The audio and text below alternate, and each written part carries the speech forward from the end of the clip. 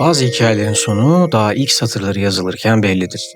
Birazdan anlatacağım böyle bir hikaye. Evrenin korkunç ağırlığı, kaderin karşı konulamaz çekim gücü bu hayatın üzerine öylesine nüfuz etti ki ülkenin kahramanı, yarı tanrının kudretine sahip olsa dahi ona boyun eğdi ve kendisini dönüştürdüğü yaratığı tüm benliğiyle kabullendi. Kaos milyarlarca ruhu ateşe atıp koca gezegenleri yutup kabusları yemeye başlamadan önce de galakside karanlık ve korku vardı. Karanlık ve korkudan başka bir şey görmemiş nice masum ya da suçlu, imparatorun ışığının henüz değmediği, ebedi karanlığa gömülü Nostromo gezegeninde sadece karanlığı tatmakla kalmıyordu. Dehşetin en derinini de yaşıyorlardı.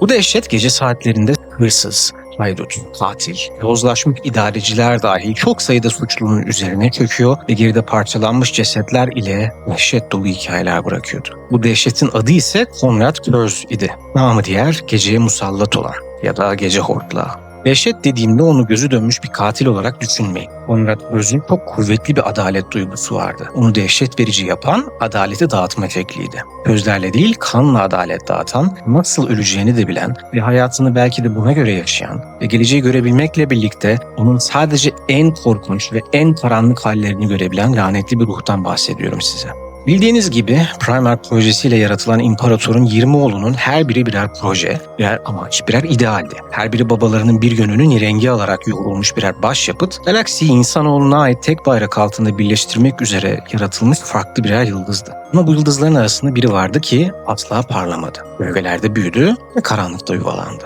Terra'da İmparatorluk Sarayı'nın engin derinliklerinde daha kumlaklarındayken Kaos tarafından alıkonarak galaksinin dört bir yanına dağılan Primark'ların bazıları çok çetin dünyalara düşmüşlerdi. Ancak Konrad Kurz üzerinde en karanlık olana düşmüştü. Yörüngesinde olduğu yıldız on binlerce yıl önce sönüp gittiği için ebedi karanlıkla örtülü, gün doğumu bilmeyen bir zindanda Nostromo. Yeraltı madenleriyle geçinen, gezegenin yüzeyinde ise varlıklı elitlerin tüm sürüp gezegen halkını sömürdüğü, aşağılarda ise sefaletin ve suçun kol gezdiği bir distopyaydı burası. Ve bu gezegen Kurz'un kaderini mühürleyen ilk darbeydi. Bu çocuk yaşında adaleti başka şekilde öğrenemeyecekti. Sevgiyle değil, korkuyla, acıyla, karanlıkla ama en çok da yalnızlıkla.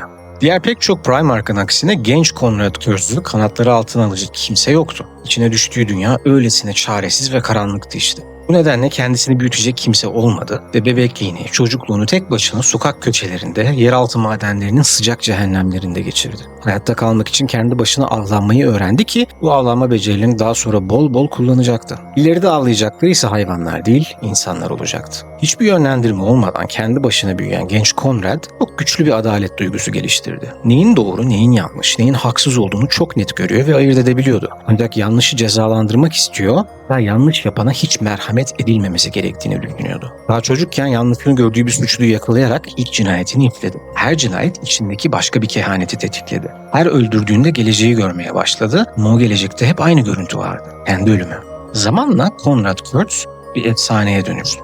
Güçlü adalet duygusu, suç, size karşı şiddet, hırsızlık ya da rüşvet gibi fiiller görünce seyirci kalmasına izin vermiyordu. Ancak Kurz'un adaleti dağıtma şekli kendine özgüydü. Suçluyu yani avını saatlerce izleyip onu taciz eden, korkutan, psikolojik ve fiziksel olarak yoran Kurz, o artık kovalamaya dayanamaz hale gelince onun üzerine bir kabus gibi çöker ve gören herkese ibret olması için geride parçalanmış, unutulmuş bir cesedi anıt gibi oraya dikerek kayıplara karışırdı. Bu kadar sık olmaya başladı ve Kurz'un suçlulara uyguladığı işkenceyle şiddet o kadar sert hale geldi ki suçlular geceleri sokaklarda yürüyemez hale geldiler. Çünkü Night Hunter gelirdi. Anlamadığı her şeye bir yafta koymaya alışan insanoğlu Nostromo da kendinden bekleneni yaptı ve suçlulara geceyi dar eden bu isimsiz katile bir isim verdi. Night Hunter, yani geceye musallat olan, gece hortlağı. Gece hortlağı adaleti bir yargıç gibi değil bir cellat gibi dağıtırdı. İşkence ederdi. Kafaları keser, bedenleri parçalar, suçlunun suçuna uygun cezasını hiç vakit kaybetmeden oracıkta infaz eder ve eserini herkesin görmesi için sergilerdi.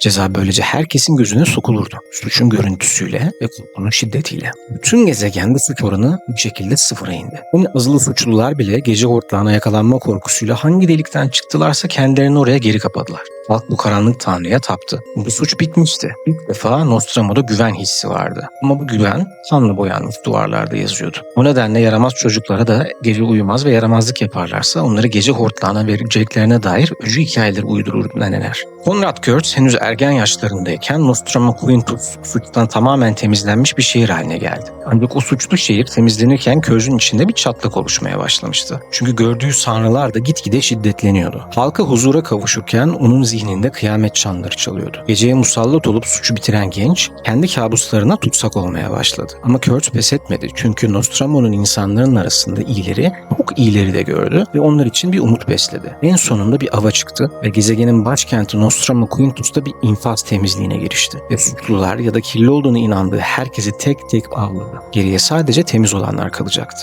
Temizlik sonrası genç bir Konrad Kurtz, Nostramo Quintus'un geride kalan soylularının huzuruna çıktı. Temizlikten sağ çıkmışlardı çünkü Kurtz onların temiz olduğuna kanaat getirmişti. Bu soyluların hepsi genç Kurtz'un önünde diz çöktü ve Nostramo Quintus'un kralı ilan ettiler. Gezegen on binlerce yıl geçmişte kalmış altın çağına belki de yeniden yaşamaya başlayacaktı. Tahta oturan ve insanların arasına ilk kez karışan Konrad Kurtz, sert ama adil bir liderdi. İhtiyacı olana hiçbir yardımı esirgemez, kabahati olana ise tüm gazabını hiç saklamadan gösterirdi. İlgiye açtı. Gölgelerde bir başına geçirdiği seneleri telafi etmek için kendisine sunulan bütün bilgileri hak etti ve sadece adil değil, bilge de bir lider oldu. Her şeyin bir sonu vardı. Kral Konrad Kurtz, Nostramo'daki hükümdarlığı son bulacaktı. İmparator, Primarklarını bulmak üzere çıktığı büyük sefer sırasında Nostramo'ya geldiğinde Kurtz kendisini saklamadı. Kendisine bir karşılama düzenledi ve gen babasının yanı sıra kardeşleri Fulgrim, Ferus Manus, Rogaldorn ve Lorgar'ı sade ama kudretlerine yakışır bir törenle karşıladı. Ne de olsa Nostramo'nun kültüründe var olan bir kehanetti. Bekleniyordu. Ama imparatorun yaydığı ışık böylesine parlaktı ki Nostramo'nun karanlığa alışmış yerlileri gözleri yaşlar içinde yere eğilerek imparatora bakamadılar bile. Doğrudan bakanlar ise kör oldu. Konrad Kurtz hariç. Kral Konrad Kurtz ile imparatorun karşılaşması ve birbirlerine sarf ettikleri ilk kelimeler önemliydi. Kurtz izleyen bin yıllarda olacakları görmüştür ve bu ana hazırdı. Gelin görün ki gen babası ve kardeşlerini görünce Konrad Kurtz aniden ölüm, kıyım ve kıyamet dolu bir geleceğe dair imgeler görür. Bu imgeler öylesine güçlüdür ki çaresiz Konrad Kurtz kendi gözlerini oymaya çalışırken imparator onu öldürür ve sakinleştirir. İmparator kayıp oğluna kavuşunca kollarını açarak şöyle der: Konrad Kurtz, huzur bulasın. Ben geldim. Seni yuvana götürmeye niyetliyim. Konrad Kurtz'un cevabı ise yuva bellediği Nostramo gibi soğuk ve karanlıktır. Benim adım bu değil baba. Buna gece hortlağı derler. Ayrıca benimle ilgili niyetini gayet iyi biliyorum. İmparator bu sözlere rağmen Kurtz'u kucakladı ve onu oğullarının arasına aldı. Ama Kurtz hiçbir zaman bu bağı benimseyemedi. Yalnız büyüdüğü ve yalnızlığa alıştığı için bağ kurma, hatta husumet bile geliştirme becerisinden yoksundu. Babası dahil herkese şüpheyle bakardı. O nedenle ne babasıyla ne de kardeşleriyle bağ kurabildi. Her zaman diğer Primarklardan ayrı durdu. Kardeşi Fulgrim'in gözetimi altında imparatorluğun yol ve yordamlarını öğrenmeye koyulan Konrad Kurtz, Nostramo'da genç bir liderken yaptığı gibi kendisine sunulan bütün bilgileri özümsedi ve kısa süre içerisinde Astartes doktrinlerini ezberleyerek imparatorluğa tamamen entegre oldu. Kendi gen tohumundan olan 8. Lejyon onun idaresine devredildiğinde daha çok Terra'nın hapishanelerinde büyüyen çocuklardan oluşan ve çoğunlukla asayiş görevleri yürüten bir lejyondu 8. Lejyon. Mizaçları Primarklarına uyuyordu. Bu ilk yıllarda Konrad Kurtz Lejyon'un yanında bakıldığında görünüş olarak korkunç da olsa çok net bir adalet duygusuna haiz görkemli bir liderdi. 8. Lejyon Konrad Kurtz'e devredilmeden önce de asayiş görevlerinde kullanılıyor demiştim. Hapishanelerin karanlık ve vahşi koridorlarında yetişen gençlerden oluşan bu lejyon zaten şiddete meyilliydi. Yani Astartes standartlarına göre şiddete meyilliydi. Ve birlik savaşları sonrasında hala asilik belirtileri gösteren Saragorn topraklarını dize getirmek için görevlendirildiklerinde 8. Lejyon bu görevi olabilecek en vahşi şekilde ifa ederek daha tanışmadıkları gen babalarına ne kadar benzediklerini ortaya koymuştu. Nihayet Konrad Kurtz 8. Lejyon'un başına geçtiğinde onların da kendisi gibi karanlıklarda yetiştiğine kanaat getirdi ve Lejyon'un ismini Night Lords koydu. Nostramo'da gece hortlayken edindiği düsturu Lejyon'una da uygulayan Konrad Kurtz, Lejyon'un savaş doktrinini düşmanlarını dehşete düşürüp terörize ederek dize getirmek üzerine kurdu. Night Lords çok hızlı ve kararlı, çoğunlukla da şiddeti aşırı noktalara taşıyan saldırılarla düşmanı etkisiz hale getirirdi. Hızlı derken şaşırtmacadan bahsetmiyorum. Hedefteki düşman kendilerine saldıranın Night Lord olduğunu bilirdi. Konrad Kurtz bunun bilinmesini isterdi. Böyle ki Night Lords'un geldiğini gören düşman savaşa psikolojik olarak 1-0 geriden başlıyordu zaten. Sert doktrinleriyle Night Lord zaman içerisinde öylesine efsaneye dönüşmüştü ki Night Lord filosunun sisteme giriş yaptığını gören asi gezegenler anında teslim olup savunup silah bırakıp kendi içlerindeki bütün suçluları yakalayıp idam etmeye başlıyorlardı. Bu yöntemler zaman içerisinde gittikçe şiddetlenip kontrolden çıkar hale gelmeye başladı. Bunun arkasında ise bir ihanet yatıyordu. Lejyon'un kumandasını aldıktan sonra Konrad Kurtz yeni asker alımlarının tamamını Nostramo'dan yapmaya başladı. Ama aradan yıllar geçip gece hortlağı gezegene uğramaz olunca gezegenin soyluları eski yozlaşmış hayat tarzlarına geri dönüp işçileri tekrar sömürmeye başladılar. İmparatorluk aşarından kaçınmak için de Nostramo'nun hapishanelerinde ne kadar hırsız, katil ve tecavüzcü varsa Lejyon'a katılmak üzere yollarken kendileri gezegende sefalarını sürmeye devam ediyorlardı. Konrad Kurtz'un bu ihaneti fark etmesi ise gereğinden uzun sürdüğü için Lejyon'un üzerindeki hakimiyetini yavaş yavaş kaybediyordu. Öyle ki bütün Primarklar içerisinde kendi Lejyon'undan tiksinti duyan belki sadece Kurtz'du. Çünkü emrindeki askerler bir zamanlar yok etmeye ant içtiği suçlular gibi görünüyordu. Saflarını katillerle dolduran Lejyon terör seferlerini sürekli daha korkunç seviyelere taşımaya başladı. Artan bu kontrolsüzlük ise Konrad Kurtz'un önce kardeşleriyle arasını açtı, sonra da babasıyla.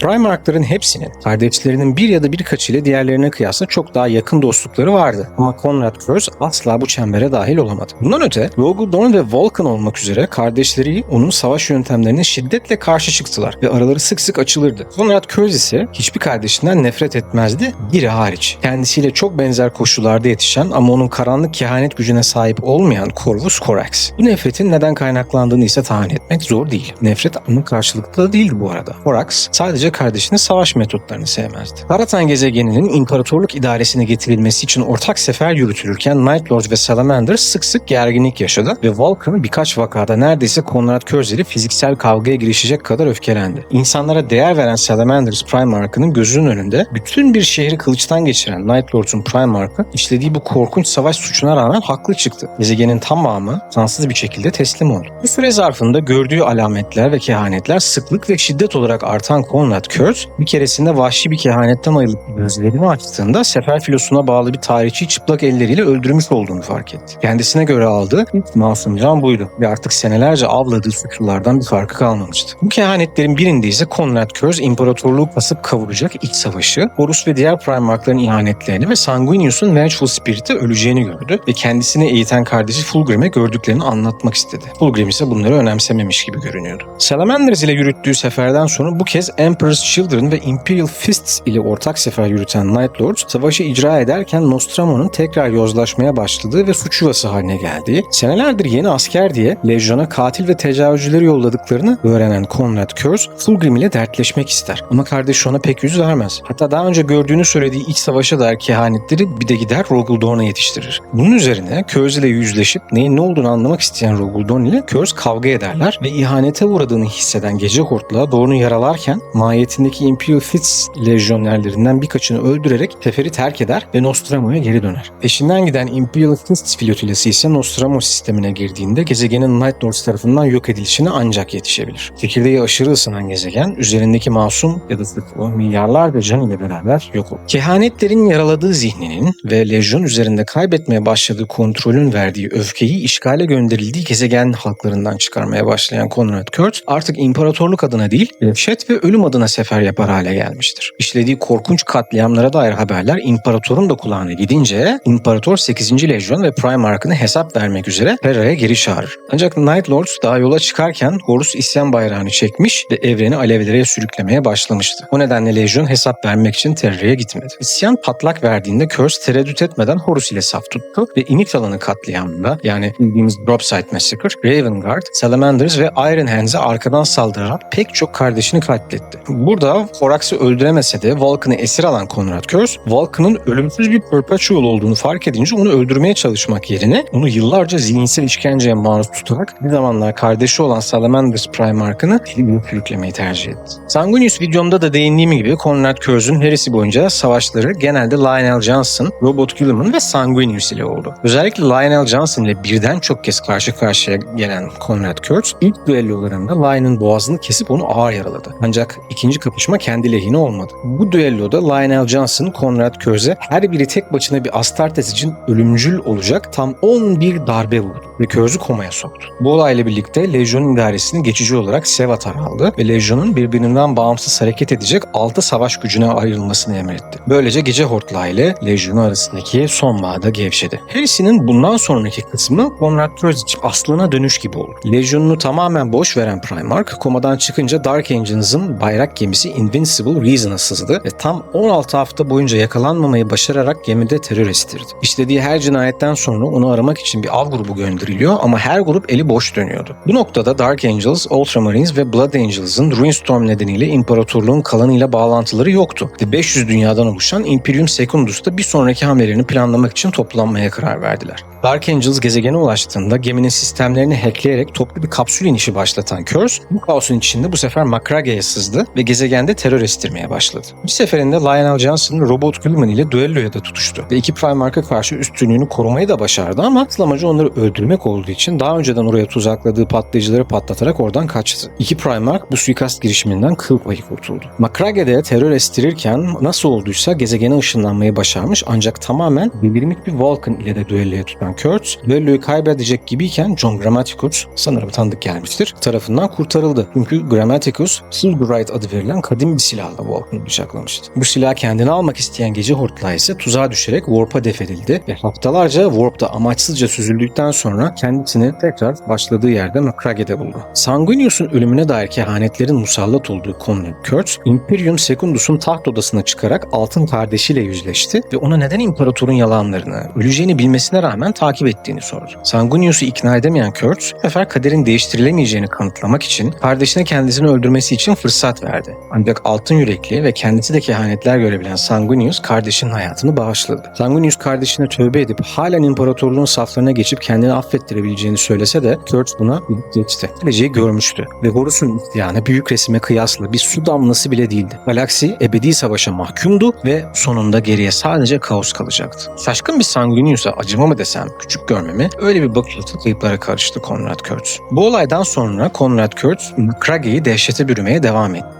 Eşkıyalarla işbirliği bile yaparak gezegende korkunç cinayetler işledi ve terörist saldırılar düzenledi. En sonunda Lionel Johnson tarafından Macrage'nin Alma Mons bölgesinde kıstırılan Conrad Kurtz bu sefer kardeşine direnemedi ve Lion'a yenildi. Belirmiş kardeşini öldürmeyi o oracıkta kendine yediremeyen Lionel Johnson ise gece hortlağının belini kırarak onu esir aldı ve hesap vermek üzere Imperium Secundus'un diğer liderleri olan kardeşlerin huzuruna çıkardı. Conrad Kurtz'un kardeşlerinden oluşan mahkemesi karanlık bir karmaşalar silsilesiydi. Kurtz kendisine atfedilen suçları tamamını kabul etti ama bunların suç olmadığını iddia etti. Çünkü bu şekilde yaratılmıştı ve yaptıklarından ötürü suçluluk duygusu hissetmiyordu. Mahkeme günler sürdü. Bu sırada Kurtz kardeşleriyle bir kuklacının oynadığı gibi oynadı ve onların kafalarını karıştırdı. Hatta yer yer birbirlerine düşürdü. Öyle ki sorgulamanın bir noktasında Lionel Johnson kılıcını çekip Kurtz'u öldürmeye yeltendi ama Sanguinius ve muhafızları tarafından güç bela durduruldu. Araya giren Guilliman ise Lion'ın kılıcını kırmak zorunda kaldı. Bu delilik mahkemesi böyle devam etti. Ta ki Conrad Kurtz'un idamına hüküm verilene kadar.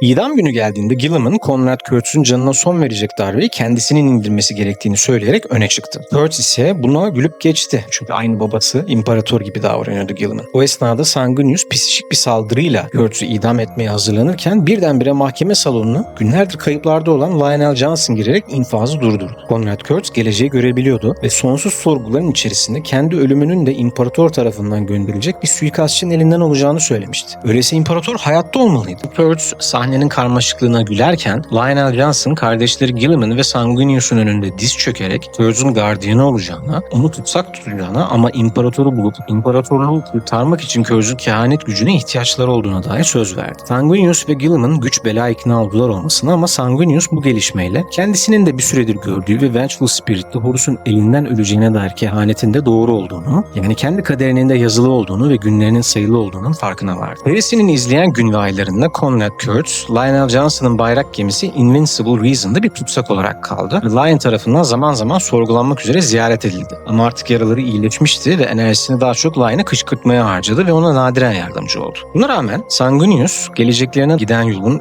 Bevin'den geçtiğini öğrenince Kurtz'u zincirlere bağlı bir şekilde gezegenin yüzeyine götürüp izleyecekleri sonraki adımlarla ilgili ipuçları aradı. Aradıkları ipucunu bulup Terra'ya giden yolu açtıklarında ve Sanguinius'un Terra'ya gitmesine karar verildiğinde Melek Kurtz'u yanına alıp bayrak gemisi Red Terror'a götürdü ki dönüşte imparatorun ta kendisi tarafından yargılanabilsin. Ancak Sanguinius'un kardeşlerine söylemediği farklı bir planı vardı. Gemiye geçip Terra'ya doğru yola çıkmadan önce Sanguinius Kurtz'e dönüp ona öngördüğü kehanetlerde olduğu gibi ölümünün bu zaman ve mekanda olmayacağını bildiğinden kendi kaderini başka yerde araması gerektiğini söyleyerek gece hortlağını bir durağanlık kapsülüne kilitleyip uzayın boşluğuna. Bir zamanlar kurbanlarının çığlıklarında yıkanan gece hortlağı şimdi uzayın enginliğinde süzülen ufacık bir tabutun içinde kendi öfke çığlıklarına boğuluyordu. Konrad Kurtz, Horus Heresie'nin geri kalanını durağanlık kapsülünde uzayın boşluğunda süzülerek geçirdi. 31. bin yılın başlarında Sheldrun adlı bir tahlisiye gemisi kapsülü buldu ve gemide yer alan bir Calidus tapınağı ikazcısı kapsülü kırarak Kurtz'ü serbest bıraktı. Yıllardır süren uykusundan uyanan Kurtz ise her zamankinden daha deli bir hale gelmişti ve gemideki herkesi öldürdü. Ancak Jan adındaki suikastçı öldürülmeden önce tapınağına Konrad Kurtz'un galaksideki genel yeri ve nereye gittiğine dair bilgiler yetiştirdi. Bu Kurtz'un sonunu hazırlayan bir gelişmedir. Gemide sağ bıraktığı tek mürettebat olan seyir seferci Elvar'ı köleleştirip ona işkence eden Konrad Kurtz, lejyonuna geri katılmak için Sagualsa'ya yol alır. Heresy bastırıldıktan sonra dağılıp Eye of Terror'a kaçan diğer hain lejyonların aksine Night Lord dağılmamıştır ve Sevatar'ın önderliğinde onun buyurduğu üzere 6 kilo halinde imparatorluğa saldırılar düzenlemeye devam etmektedir.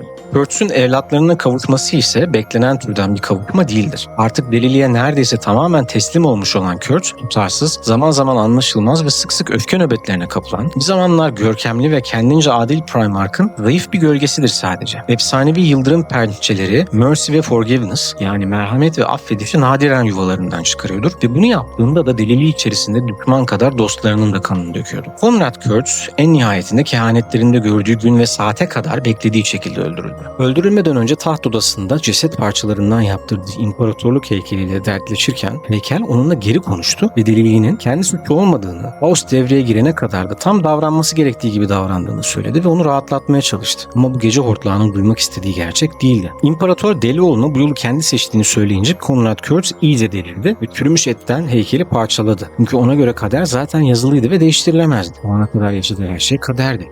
Değil miydi? O gece Calidus tapınağı suikastçısı Mission, Night Lords kalesine sızıp Konrad Kurtz'un taht odasında hiçbir engelle karşılaşmadan ona rahat rahat ulaştı. İçeri girdiğinde ise Konrad Kurtz tahtına oturmuş onu bekliyordu. Konrad Kurtz'e göre suikastçının o an taht odasında olması o tarihe kadar yaptığı her şeyi haklı çıkarıyordu. Her şey önceden yazılıydı ve hepimiz evrende önceden belirlenmiş bir yolu izlemek üzere gidiyorduk. Mission üzerine saldırmadan önce Konrad Kurtz'un son sözleri böyle oldu. Ölüm çıkmanın karşısında hiçbir şey. Rivayete göre Konrad Kurtz Mission'in kendisini öldürmesine sadece bu yüzden değil, aynı zamanda zaman içinde bir zamanlar Nostramo'da avladığı suçlulardan fark almamış bir laneye dönüştüğü için izin vermiştir. Konrad Kurtz'un etrafındaki sis perdesi gibi bu da belki asla çözülemeyecek bir muamma. Konrad Kurtz'un mirası Night Lords Lejyonu hala var. Ama artık bir ordu değil, sembol. Adalet değil, korku için varlar. Bu korkunun çekirdeğinde ise hala Konrad Kurtz'un idealleri var. Evet arkadaşlar, bugün sizlere galaksinin hak etmediği ama belki de o kargaşa dolu dönemlerde ihtiyaç duyduğu anti kahraman Konrad Kurtz'un hikayesini anlatmaya çalıştım. Belki en sevilmeyen Primarch'tı, belki de en insani olan. Kanun kaçaklarını avlayarak başladığı hayatı yok etmeye çalıştığı yegane şeye dönüşerek trajik bir son bulsa da Konrad Kurtz'un deliliği kesinlikle Horus Heresie'ye yön veren etkenlerden biri. Sizce Kurtz bir zır deli miydi yoksa yanlış zamanda yanlış yere düşmüş kusurlu bir melek mi? Yani miydi yoksa her şeyi gören ama değiştiremeyen bir trajedi figürü mü? Yorumlarda mutlaka düşüncelerinizi yazın. Bu anlattıklarım hoşunuza gittiyse videoyu beğenmeyi ve galaksinin karanlık tarihini öğrenmek isteyen arkadaşlarınızla paylaşmayı da lütfen unutmayın. Ve elbette İmparator Kore.